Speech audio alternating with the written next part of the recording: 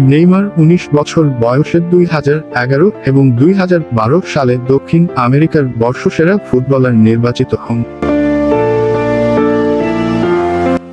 2011 সালে Neymar FIFA Ballon D অরের জন্য মনোনয়ন পান, তবে 10ম স্থানে আসেন।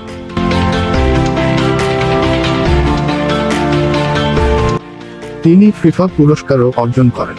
তিনি সর্বাধিক পরিচিত তার ত্বরণ, গতি, বল কাটানো, সম্পূর্ণতা এবং উভয় পায়ের ক্ষমতার জন্য। অথচ আমরা আজেবাজে অনেক কিছু ভাবি। আমরা ভালোদের ভালো বলি না।